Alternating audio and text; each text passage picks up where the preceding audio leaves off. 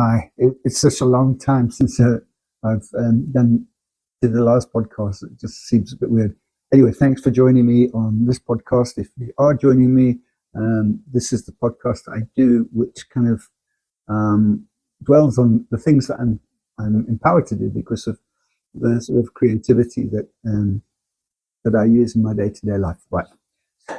That being said, I'm going to short circuit this video because it's been such a long time since I last did one. I did one in March, and we're now kind of in the middle of May. And so much has happened. I'm just going to highlight the things that kind of were significant in my time. And if I miss out something which you feel is significant, then I'm sorry, but I had to be quite ruthless. So I left Cyprus. The plane trip across to South Africa was pretty insignificant. Nothing really happened out of the ordinary, and I arrived at my due time in Durban. And then I went to play piano, which I needed to do because I want to do. Oh, that's the other thing I want to talk about is the what's it called? Flash mob.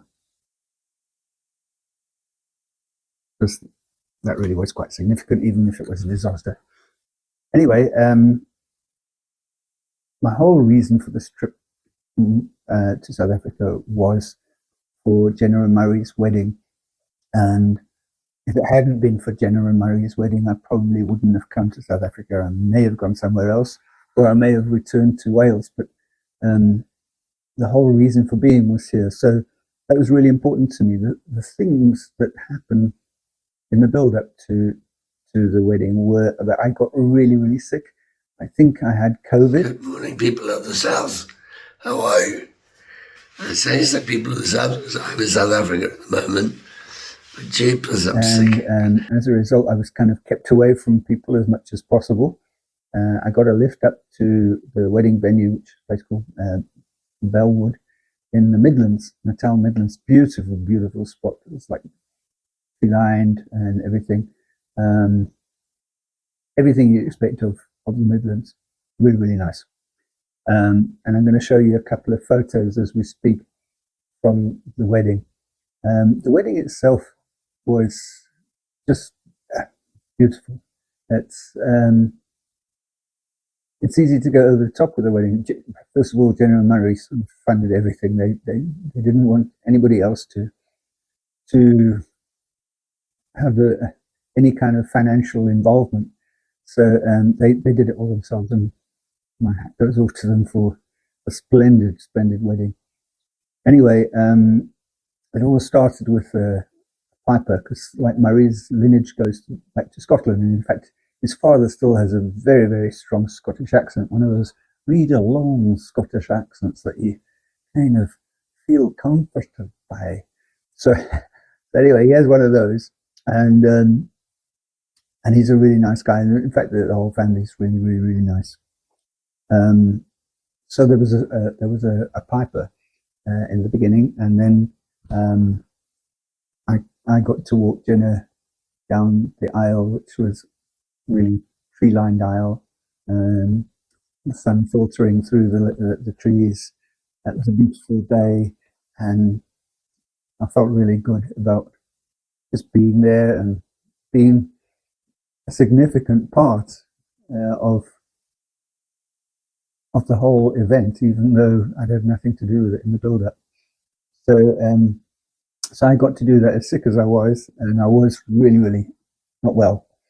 I managed to walk Jenna down that aisle, and then I took these photos, which you see coming up on the screen now, of the sort of behind-the-scenes photos for the wedding.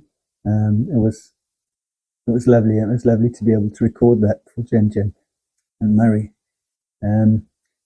The most important part of the wedding for me was the speech, because the exception of the best men and Murray himself, I was like a main speaker, which I was a bit concerned that I was going to be stepping on other people's speeches when I was talking, but I didn't have to be worried because things I said had to be said, and I broke it down into different areas. The first thing I spoke about was Murray himself, and the nice thing about making a speech, it makes you think about somebody very, very deeply. And I thought about Murray, and what I said in the speech is I had to kind of sum up who he is, and he is a man of he's the epitome of a good man. He has strong morals, and he lives by his morals. He's very, very capable. He's whatever he turned his hand to, he would make a success of because he's so. I don't want to say driven, I would rather say dedicated to the things that he's charged to do, and that's where I started my speech.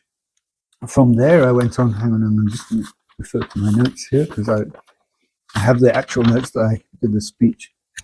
From there, I went on to talk about not only is he morally sound, but he's also one of those people that gets everybody together. And most groups, there's always one person who's the sort of central focal person that keeps everybody together. And in the case of Murray's friends and Jenna's friends, that's Murray's role, and he's really good at it. And people like that are worth their weight in gold. Then I went on to talk about my daughter, how smart she is, beautiful, funny, but she's also very kind. I went on to say that she's a very talented singer, which is not an outlier. And I spoke briefly about when people hear me talk about Jenna, they can see the kind of a smile come on my face. I really am totally love my daughter, and that's kind of what I wanted to get across. And then I spoke a little bit about us growing up together, because you do grow up. You don't stop growing up just because you hit 30.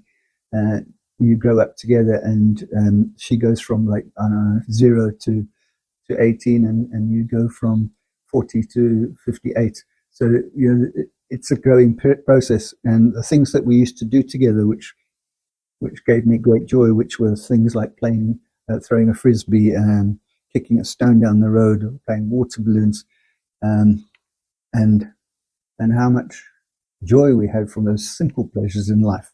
I then went on to talk about Ron, because I had dinner every second weekend from the age of about 4 through to the age of 18.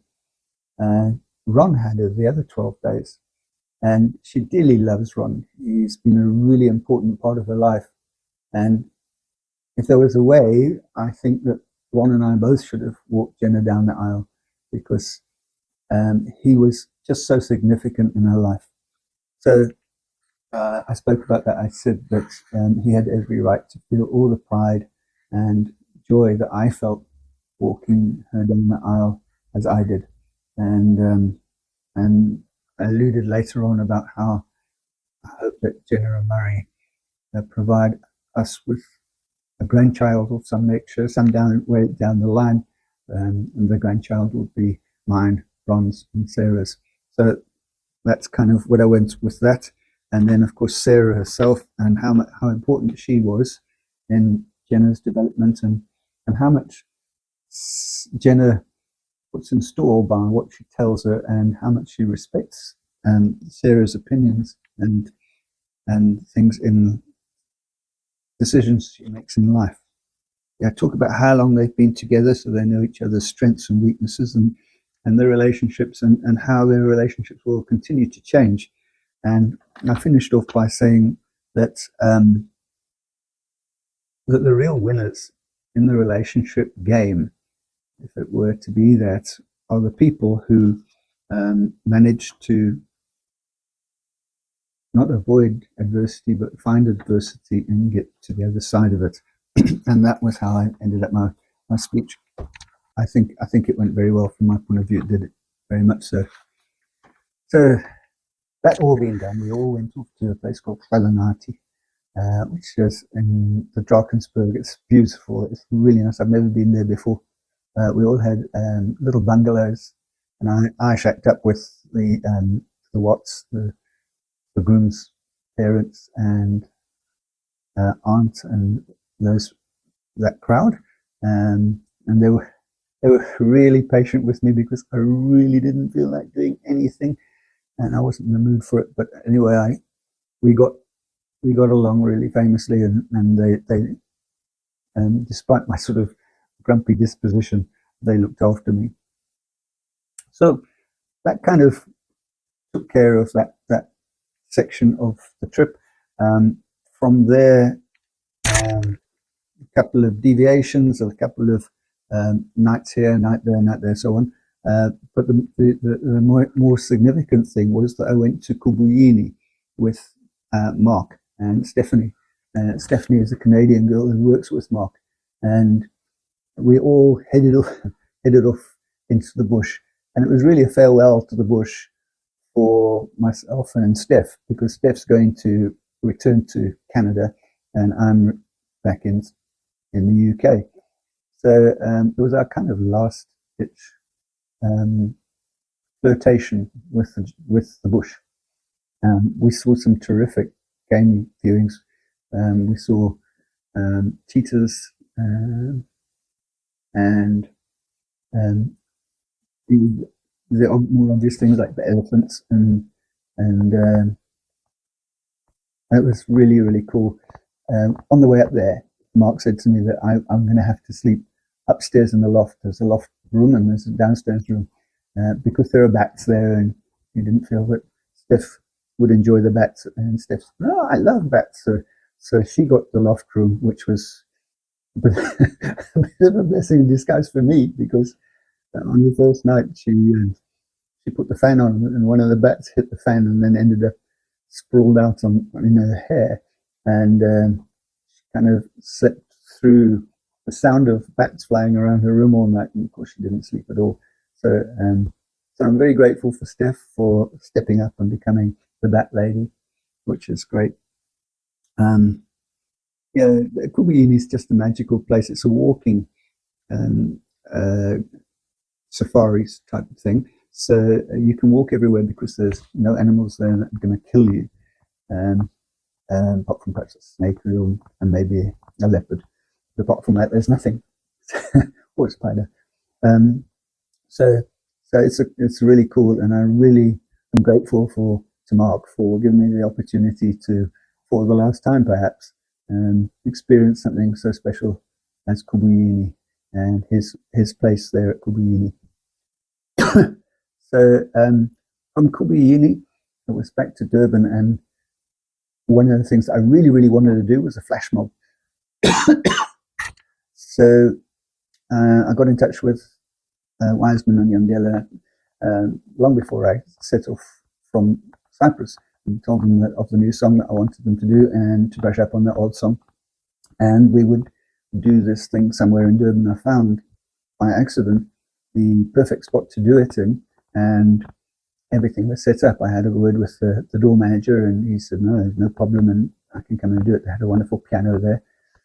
Everything looked perfectly poised for a great event, and it was for me great because it meant that there was another flash mob type opera thing which I could post on the YouTube channel. My ambition is to try and monetize it so that I can support Yandela and Wiseman from the money that I get from monetizing the channel, which would be great. Anyway, it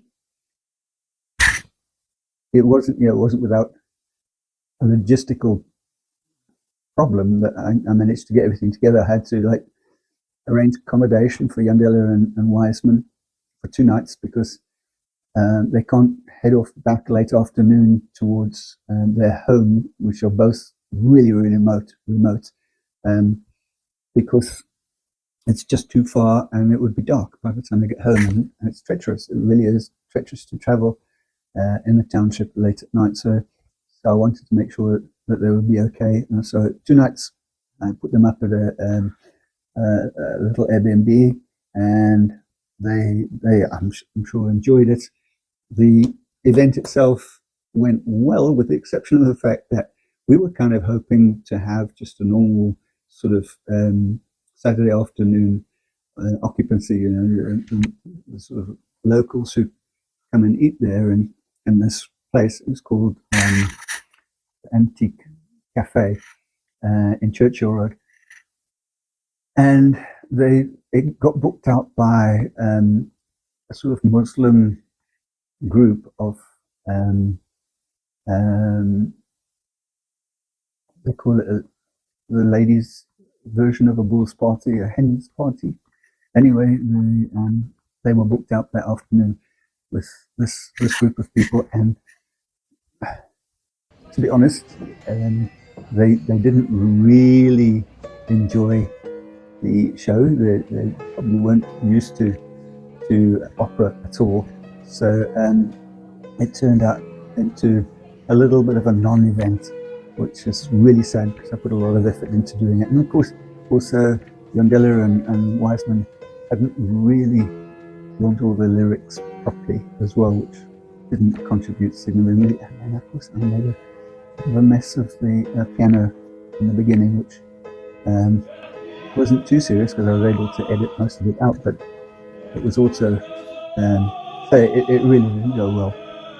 But we got it done, and with that done and behind me, I can now edit it and get it ready for posting. It took me for ages because I didn't know how to edit out the sort of lackluster reception that we got from our audience. But and how I was going to position it. Anyway, I managed to do it. I got it done, and it's posted, so it's on my channel. You can see it. It's there and ready for you. So after the flash mob, I headed to Mantis and Moon. So I had 2 weeks. I couldn't really impose myself on my friends for a whole 2 weeks. I had 2 weeks which I wanted to fill up with something which would not cost me very much, but be really, really worthwhile. I got hold of Mantis and Moon, and I said to them, listen, I want to volunteer to come to your place and do some work. And this is what I do. And I told them that I do digital marketing, and I also do art, and I can wield a screwdriver as well as the next man. I'm quite handy with those things. And they agreed to me coming down and getting 50% discount on the accommodation for 2 weeks, and doing their digital marketing for them. Anyway, halfway through the process, they discovered that I could paint as well. So I ended up doing a lot of painting, which was great for me because I get depressed if I'm not creating for a certain period of time. It's just like I get itchy. Anyway, I did do the marketing there, and I did do the painting of various things, which made me very happy. The place itself is like a jungle, and it's just one of the places that I really feel comfortable in. It's right up my street, really. It's a little bit dirty, dusty, but it has that rustic charm, which I love. And also it's got a great little pub, and there's always a nice vibe in the pub. So I'm very, very happy to be part of that. And I made some good friends, and Paul, Gareth, Colin, Andy Fink. They're good people. The people that you meet in places like that are generally so earthy and no airs and graces, and often love a glass of wine or two. So that was great, and I thoroughly enjoyed my 2 weeks there. Having said that, when I left, I was happy to be going back to a sort of more comfortable bed. When the first night I got there, I was terrified I was going to get bitten by a snake, because you really feel that you're in the jungle. But the longer you're there, you realize that the snakes won't be happy in that environment. It's too noisy for them, and they prefer to go somewhere a little bit less jovial, for want of a different word.